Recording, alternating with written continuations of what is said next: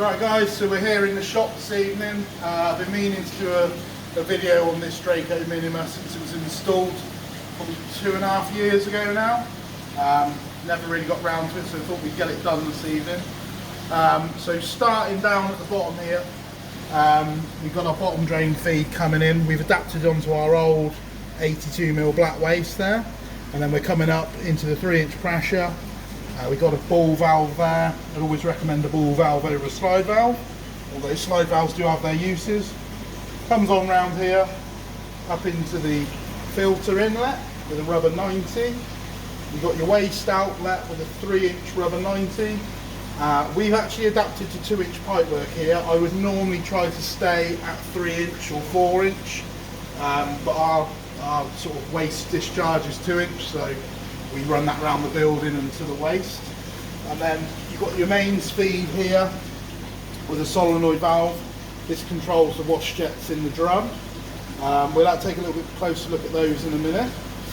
Inside the bio chamber we've got a waste Helix media.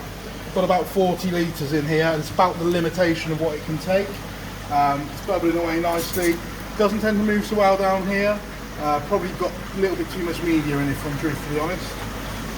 Coming round to look at the drum itself, move that lid out of the way.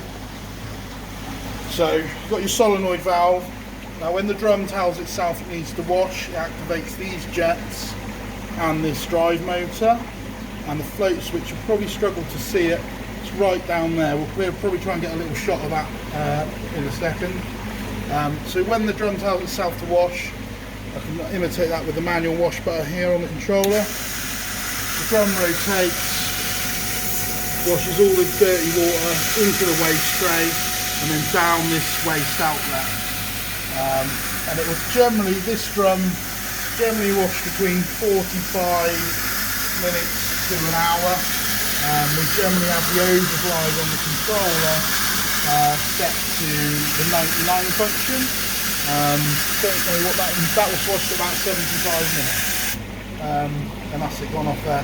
One thing I will say with the Dracos, because they run off the mains water rather than a wash pump, they are very quiet. So great if your installation's near your house or your neighbour's house, keeps things nice and quiet.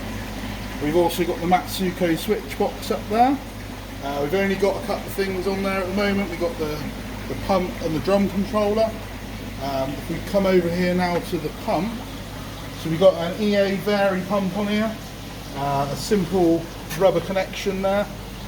Now I would normally try to get a ball valve before the pump on most installations, but we just didn't have the room here to get that all in, so we opted not to do that on this tank. We're then coming off the pump with a pump connector, 1.5 inch. This was done in temporary rubber fittings because we are going to put a 15 watt UV on here and also split it so some of the water goes via the underwater return, which is here. But for now it's coming out of the pump up through a one-way valve.